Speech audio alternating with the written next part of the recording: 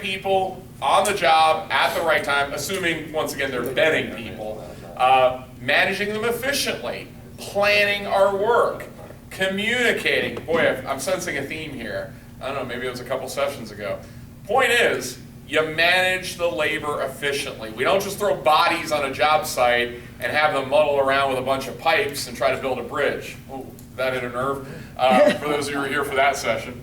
So that's one of the ways that we can make sure we're using that asset effectively. What about materials? How do we make the materials go down? Minimize your waste. Estimate properly for what's needed. Yeah, estimate properly. What did you say, sir? Minimize waste. Minimize waste. You know, for instance, I have clients, some of their field leaders, they'll say, well, I think we need 10 yards of concrete, we bring 12, just a little cushion, and unfortunately now it's only 2 yards. Well, let me tell you, it's death by 1,000 paper cuts. What's another thing with, there's obviously not ordering enough, not estimating enough. What else? Buying it right. Buying it right, absolutely. I can buy things in bulk and buy strategically, or I can go and buy one screw at a time. That's not an efficient way of purchasing. So we got to be smart. I like her definition. That was what else? What else? Yes, sir. Protecting material. Protecting in what sense? Like if you have mortar on a job and it's going to rain, keep the plastic over them. Or if you have wood, keep the wood covered. Put stuff on dunnage so it's not becoming all a sopping, muddy mess in the Georgia clay. That's a big thing. Sometimes it's just taking care of it like it's our own. Or if you don't take care of your stuff, then take care of it like it's someone else's. Whatever that is, but make sure we're taking care of it for damage, for theft. I had clients where there would be a bunk of plywood, and the old adage of, just take one sheet, what's the big deal, right? It's just one sheet. Once again, death by 1,000 paper cuts. So how do we manage things efficiently? Well, it all comes down to this material thing, and are we doing all things right there? What about equipment? I love it. Say again real loud and proud. Don't order it until you need it and get rid of it when you're done. Yeah, I have a couple clients that, one, having equipment on your job site, it's kind of like a badge of honor. Looks like a Ritchie Brothers auction. Now, I realize you guys don't have tons of equipment by any stretch, but I have some civil contractors, their superintendents hoard stuff because, hey, I may never get this thing back. So I'll hold on to this dozer, excavator, crane, forever, but then they forget, and they forget to take it off rent. It's also, should we rent it? Should we own it? I'm not here to tell you which way is the right way, but at least have the discussion. What makes the most fiscal sense for us as a business? But managing that appropriately, a lot like your materials. Get what you need when you need it and get it out when you don't need it. That's probably the best thing. What about subs? Because that's probably one of our biggest costs. So how do we manage subs and get their costs down? Minimize scope gaps. That's a big one. What else? Have the job ready. Yeah, nothing pisses a sub off more than when you tell them be out here on Monday and they come out there on Monday and they go, oh, we're not ready yet. Come back next Monday. Well, think of your trade contractors as a locomotive. How hard is it to start and stop a locomotive? It's not easy, is it? Just like turning a cruise ship or a big tanker. You don't just put your foot on the brake and it comes to a screeching halt. So for us, as our trade contractor partners, for instance, when we tell them to show up on Monday and they bring a crew, their equipment, their materials, and then you go, we're not ready for you, come back next week, they still got to pay those people. Or they got to find them a place to go.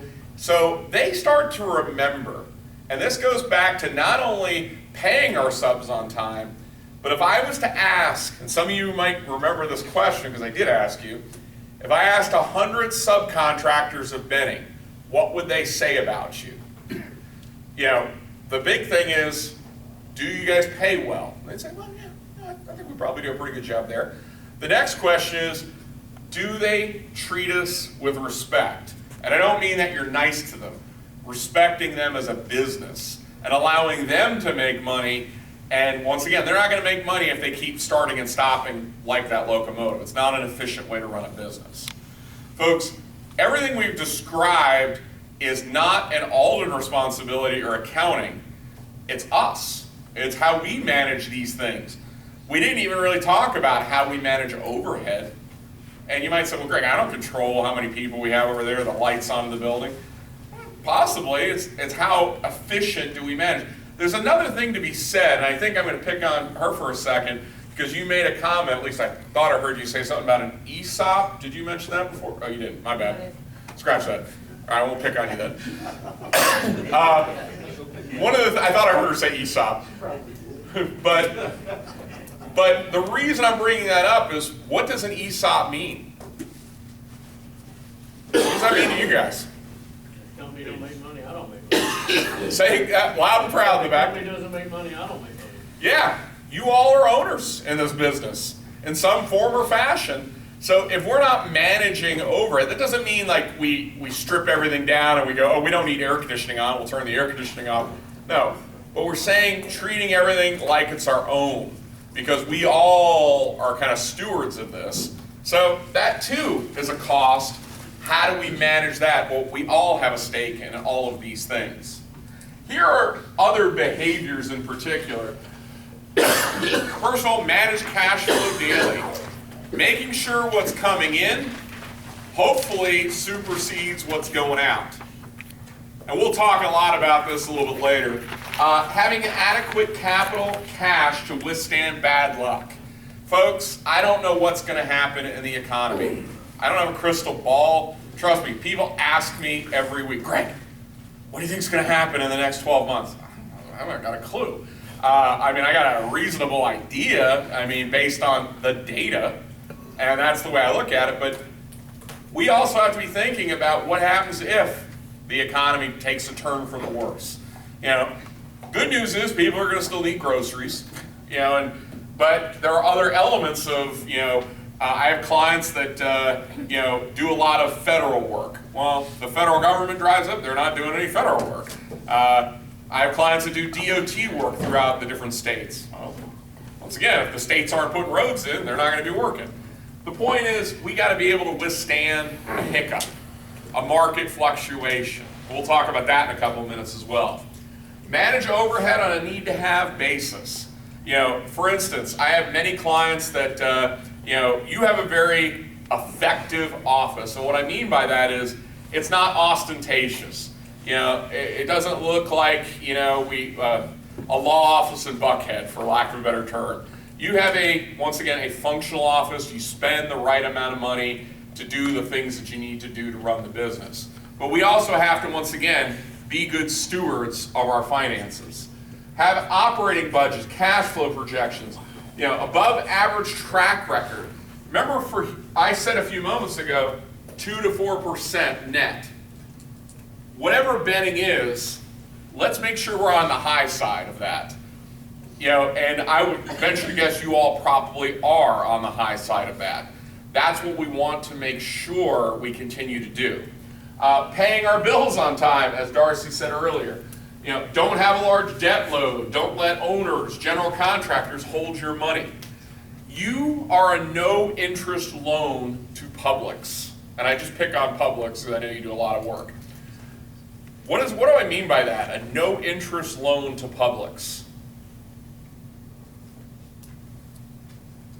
Meaning we're not going to pay our vendors or subs without being paid, because then we're the one taking on the risk and the debt because we haven't received the money from them. Exactly. But you still have obligations to pay on a weekly basis, right? Like probably most of us in this room, So here's an interesting thing. Publix, you do the work, and then what's their average time to pay you all? What's the timeline? You submit an invoice and you get paid how many days later? To our subs? No. When does Publix pay you? Well, it depends if it's a ground up or a remodel. Let's say a ground up for sake of discussion. Roughly 30 to 45 days. Okay. There's an interesting phenomenon last night that happened. I want to see if any of you maybe had this happen. Last night, I went to dinner. So I landed in Atlanta and I went to Chipotle. Very highbrow food for me. So I went to Chipotle and made my bowl as I went down the little line there, and at the end, she said, or the person working the cashier, she said, okay, that'll be $9.55. I said, okay. You know what? I'm gonna not pay you for 30 days. I want to make sure I don't get any food poisoning, because I've been hearing about Chipotle and the whole, E. coli, food poisoning stuff. I'm going to hold on for 30 days, Mrs. Chipotle, and not pay you. And you know what? I'm also not going to pay you $1 of that, because I might get, like a clogged artery or cholesterol. So I'll pay you after a year just to make sure everything's okay with my health. Is that pretty good? What do you think the lady at Chipotle would have said to me? Yeah, there's the door. She might have had some other colorful language at that point. It sounds kind of funny, and I saw a lot of looks on your face like, boy, Schoppman must be a thrill to go to dinner with. However, you guys do this every week.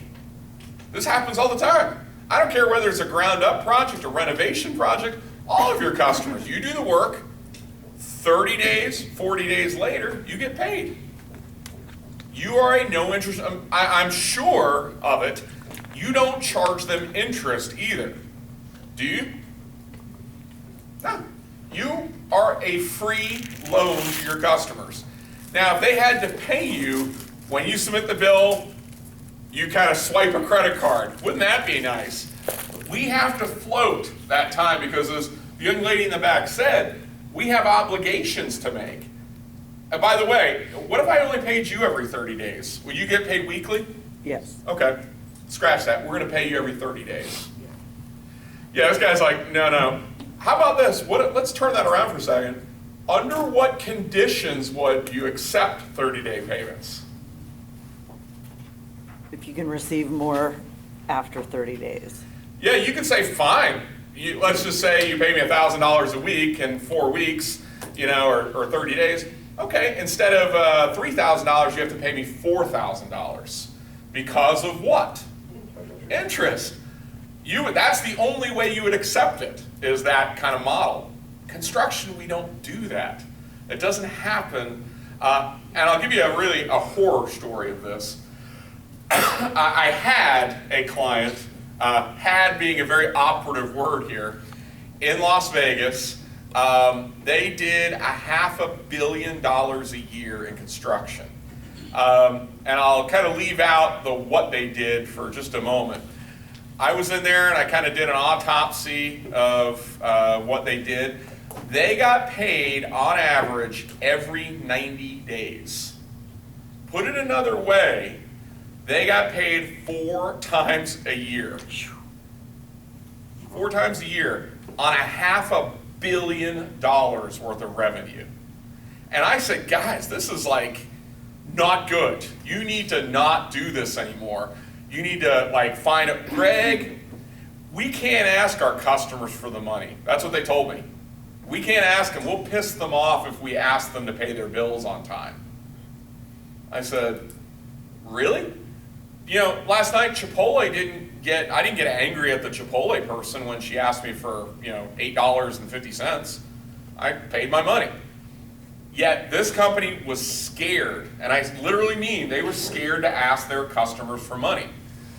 My point is, let me tell you the punchline here, they actually did residential tract build communities. They were the civil contractor for tract home communities in Las Vegas during 2008 to 2010. Why do you think that's such an important part of the story? Recession. What was one of the hardest markets hit? Las Vegas. They went from $500 million to $20 million in revenue. That's not even falling off a cliff. That's falling off Mount Everest. Oh, and by the way, they lost their bonding capacity. Why did they lose their bonding capacity? No cash flow. They didn't manage debt. They didn't do all the things we're talking about here. They ended up having to do work for a as a subcontractor to their main competitor. Think about that. That's the only way they would get work now, was to do smaller projects for their competition. Boy, that was a gut check, if there ever was one. So all of these things, when we talk about accumulating extra inventory, whether that's real estate, equipment, I work with a lot of mechanical and electrical contractors. Do we have a warehouse full of stuff? Do we use said stuff, or does it just collect dust? Do we have turnover? You hear a lot about Walmart, for instance. Walmart makes sure that they don't carry any inventory. Well, that's weird. Every time I go to Walmart, there's stuff in Walmart. Well, they make sure that their suppliers are carrying the inventory, meaning Procter & Gamble. You furnish the stuff on the shelf, we don't want that, because that's a cost to us. We got to pay for the Tide or Era or whatever the detergents are. So once again, we want to make sure we're managing this effectively. Over managing their projects. Everyone has a fiscal responsibility. I don't care what's on your title, but we got to understand what job costs are. Using these reports, never going to court. By the way, the only folks that win in court are who? Thank you. Creative, innovative construction and field-oriented, production-oriented, hands-on culture. And then lastly, looking at about improving our productivity on a daily basis. How do we build this mousetrap better? How do we do it more effectively? Don't have subs go broke on your project. Well, that's an ingenious thing, Greg. How do we make sure subs don't go broke on our projects? Investigate them better. Investigate them better, vet them. It's called risk management. And there are many contractors that will, hey, look, we understand there are a lot of challenging subs out there, and I'm being very politically correct right now, challenging subs to work with. By the way, are subs, do you think, right now a little bit overextended? What do you think I mean by overextended? You pay their bills. Exactly, you pay their bills, and unfortunately they're like taking on work, but they can't even manage the work they've got. I was with a roofing contractor the last 2 days in San Antonio. They have more work. Let's put it like this. They have, I think their staff is about 200 people. 200 people, they really need 300 people to do the work that they've got, but they have 200 people, yet they're also projecting growth over the next year to 12 months. So they're going to need actually not 300 people, they need 400 people, but they only have 200 people. So the point is, how do we make sure that we're not keep giving that subcontractor more work that they can do? Well, most of your subs are in the same boat, so we've got to find ways to vet them and manage that risk. One of the things that we're going to be talking about throughout today is financial information. It was a great book, and I can't remember exactly who wrote it, but it was all about the use of financial instruments. Kind of a fancy word. But whether it's an income statement, a balance sheet, a work in progress report, we have all kinds of data, but are we using the data effectively? So whether we're planning out what the next 12 months looks like, how we're performing. One of the things that, when we started this process, Rice and Channing and Darcy and, the whole crew said, how do we stack up? If we were being compared to brand X and brand Y, we got to know as a benchmark of standard. Validation, so we were projecting this. Let's look back and go, hey, was our approach right? Or do we have deviations? Corrective actions, banking and bonding relations, making sure that we stay very connected to those people that are either providing us surety, providing us lending. We're going to talk a little bit later about line of credit. What is a line of credit? How much checking a line? Yeah, so if you were thinking about this in your own personal life, this is the credit card, for lack of a better word. And remember what we said before, we bill a client, we get paid for a client, And let's just use the 30 days. 30-day time frame in that kind of spectrum. Well, as we already said, we have obligations to pay within that 30 days. So where does that money come from? Well, the good news is we have what's called working capital. And that's another fancy word, because obviously as money's coming in, it's not always coming in at the same time. So we get to kind of take from some of our money and it gets replenished. And as long as we're managing that cash, we're going to be okay. However, let's just use the example. We bill on day 1, we get paid on the 30th. So for 29 days, we have to pay you and you and you. We got to pay to keep the lights on. So how does that work? That's the line of credit. Using your own personal example, let's just say from day 1, you do your work, but you don't get paid till Friday. But you still got to pay the electric bill. And assuming they're not going to let you pay it next week, you pay with your credit card. Obviously, that's not a great practice because this is where we can get upside down pretty quickly. That's why making sure we only use the line of credit when we absolutely need it to kind of manage that. Part of this too, when you think about line of credit, there's also the cost to that, just like your credit card. So when I use my credit card, yeah, I got instant cash, but now I got to pay the debt that goes along with that, the interest carry. Is that good credit or bad credit? Well, once again, depends on what it's used for. The interest I pay on my home, that's probably good credit. That's just part of what, but at least I got a house over me and I feel good about my house and all that. Just simply using cash to make more cash, is that a good use of our money? Marketing and decision making, and then any sort of performance-based compensation. Also the ESOP. Once again, I go back to you as the owners of Benning. You need to be able to see that this thing is a good financial instrument. So here's a pop quiz for you. What do these companies all have in common? They're all out of business. Thank you. That is the answer, folks. What? They're all out of business. You might recognize some of these names, and some of them, for instance, that one on the right, Modern Continental, the third one down.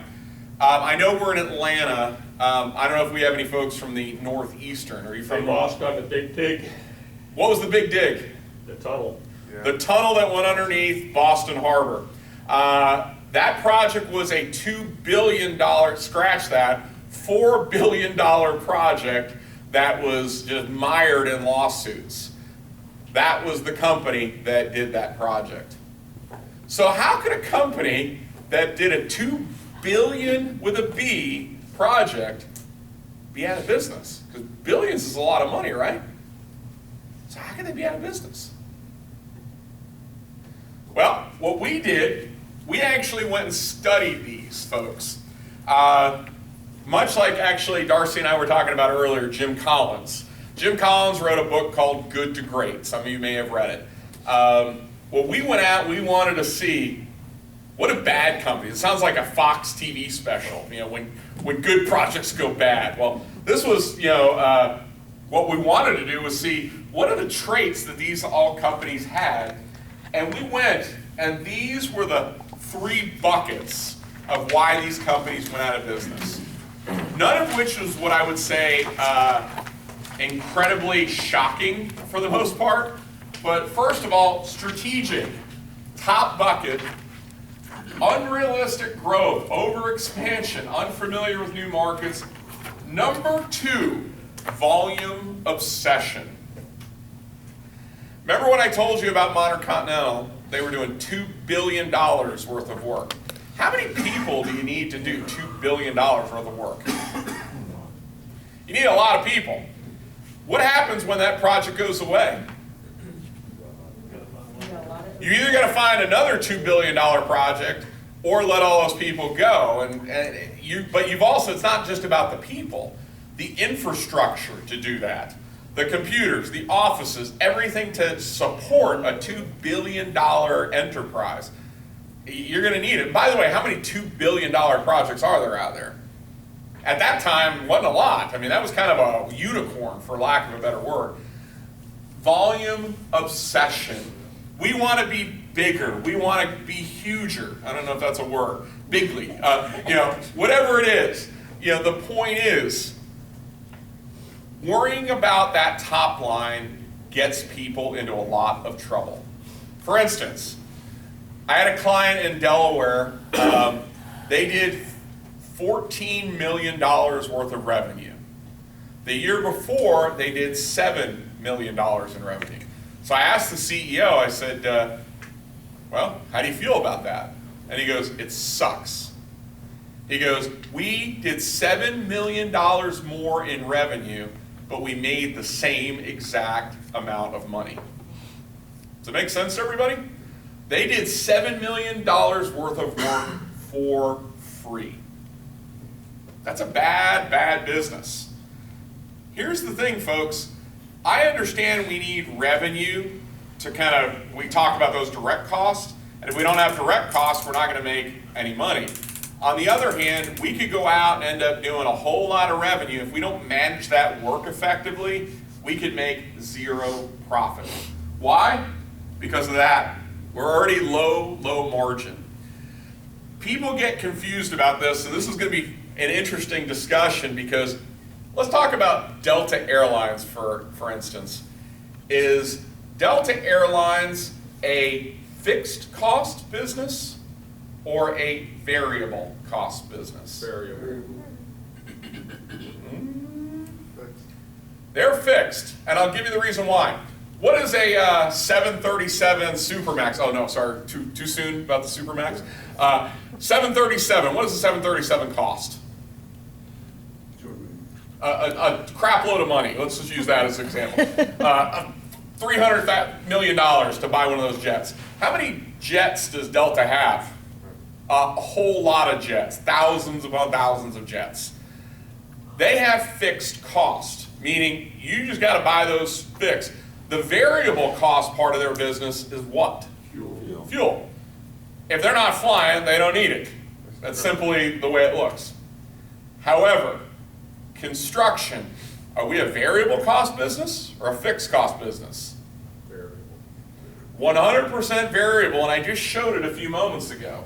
For instance, look at this right here. 90% of your costs are due to what?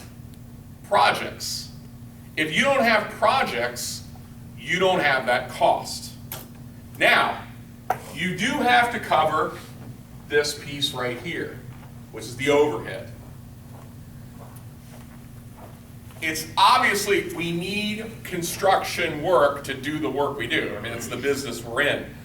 But when we get super obsessed with that volume, and that gets too much to handle, we start to think like Delta, but we need to think like a construction company. A lot of companies will go, well, let's just add more cost, meaning let's go add more projects. But they couldn't manage the projects they had to begin with the personnel and with the staff they had. So what are they doing? $7 million of work. For free. Did you hear it? $7 million worth of work for free. So always be thinking about what kind of business are you. Now, a glass and glazing contractor, are they a fixed cost business or a variable cost business? It's kind of a trick question. They're actually a little bit of both, because what does a good glass and glazing contractor is a little bit of a manufacturer, because they may make their own metal or kind of have a big warehouse. So they probably have a lot of fixed costs. All that material and equipment, they got to feed the beast. You're going to hear me use that phrase quite a bit. Feed the beast. Just like Delta. What does Delta need to do? They need a lot of people, don't they? Which is why they do what's called price discrimination. What is price discrimination? Sounds like a bad word here. But what does Delta do?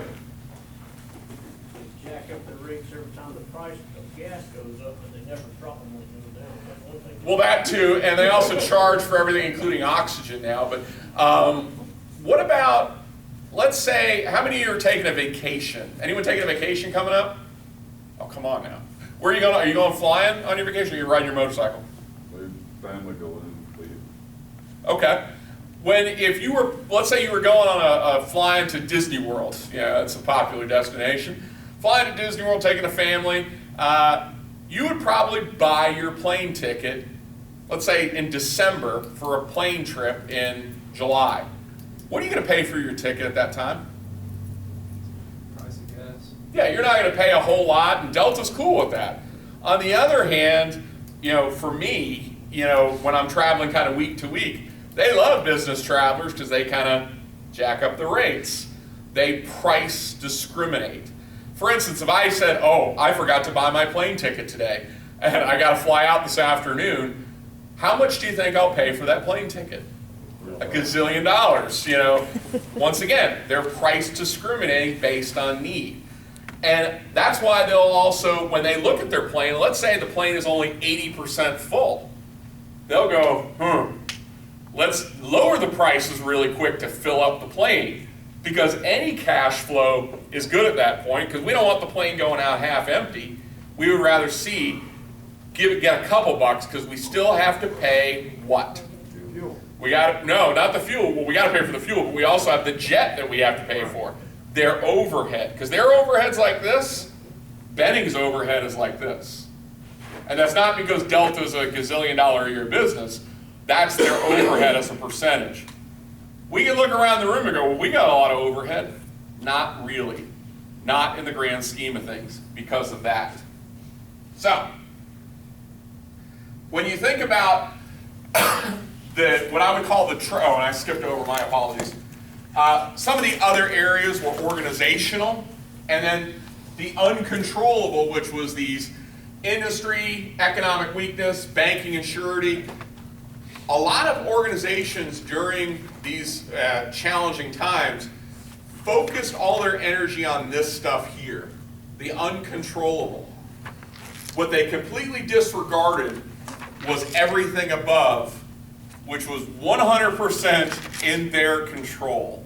So when we did our little science fair project and investigated those companies, we then kind of looked at this and said, if you were to look at what causes this failure chain, what causes failure to start to happen in a company, you got the right-hand side, which I guess it's kind of a yellowish color, those gold blocks. The nature of the construction business, very risky, very challenging business. The general economic conditions of the time, whether it's you talk about the climate of the market, is it a good market, is it a recessionary market? But you mix that with the mind of the contractor, the ego of the owners, and in some cases it's this, we'll win, it's kind of like the locker room speech. Come on, guys, let's fight harder. Let's show Publix what we're made of. Woo! We feel all pretty good. We're ready to rock and roll. Some of that manifests itself into why we want to be bigger versus be more profitable. Culture and systems of the organization. All this is, folks, is the Benning way. Why do you think I spend so much time talking about processes and tools? How we do pre-job planning, closeout, post-job reviews. That wasn't because, I'm a process freak, albeit people probably say that. It's more about making sure you have good systems. You have the way that can withstand that stuff on the right. Because when you take these in totality, meaning if all four of these things are not clicking, that's when you start that doom loop. And when we looked at all these companies, they caught themselves in that they kind of like swirling around the toilet bowl. They just couldn't finally start going down the drain. So, I want you to see if you can answer this question for me, and then we'll take a break. More contractors go broke during the boom years than the bust years. Why? That sounds counterintuitive. We just came, well, some of you maybe were still in school at that time, but we had the Great Recession. And a lot of us, it just gives us kind of chills when we hear that, recession. Corrections, we hear about market corrections. When are they going to come? Oh my gosh. Well, more contractors go broke during the good years than the bad years. Why? Spend more than they make. Overextend themselves? Or something to that? They spend more than they make. Spending more than they make? Absolutely. And then the best analogy I can give you is closing time comes. And, you know, for those of you maybe that went to the bar last night, last call, and they go, uh-oh, I left my wallet at home. Well, that's a problem, isn't it? Well, now we're all of a sudden, we've got all this extra work, but we didn't manage it well. We didn't do things efficiently. For instance, I got a client over in Nashville that does civil construction, and they are bidding projects at 35%, yet they're bringing them in at 10%. And they go, they're kind of padding their numbers. They go, oh, that's no big deal. We didn't really want that project anyway, but they're getting it, but they're doing it so inefficiently. Now, what happens when they have to be competitive? They're not. They won't know how to be competitive. Number two, they're not managing their cash flow. They also went out and bought a ton of equipment. You know, they kind of made some bad purchases, so they went to Caterpillar and bought a bunch of yellow fever, or had yellow fever and bought all the iron. But guess what? There's gonna be a market correction. And now they're gonna go, okay, bar's closed, pay up. Oh, wait a second, I left my credit card at home. Well, sorry, still gotta pay for that stuff. But they don't have any revenue because the market condition occurred. Plus, they also went out and hired a bunch of people. They also hired some folks that maybe they weren't homegrown talent. You know, folks that maybe weren't part of their system or culture. So, but they were a warm body. And they just threw the warm body out in the field and says, you are superintendent person, go forth and build. And no one's really managing them. So they start to have that hiccup. And now all of a sudden, once again, projects that were bid at 35%, they're bringing in at 10. We all get it, but this is what happens. It goes back to the direct cost, variable cost. When the market does correct itself, whatever that means, and we watch volume go down, once again, yeah, we have to cover the overhead piece, but we'll be okay. And I'm not trying to, you know, kind of pat you on the back and say, we'll be all right here at Benning. We're going to have to make sure we're always sharpening the knife at Benning. At the same time, what we want to make sure of is we're not doing silly things. You know, silly things that shoot ourselves in the foot that we can't get out of the way of that correction. So I have 9:25 on the big clock.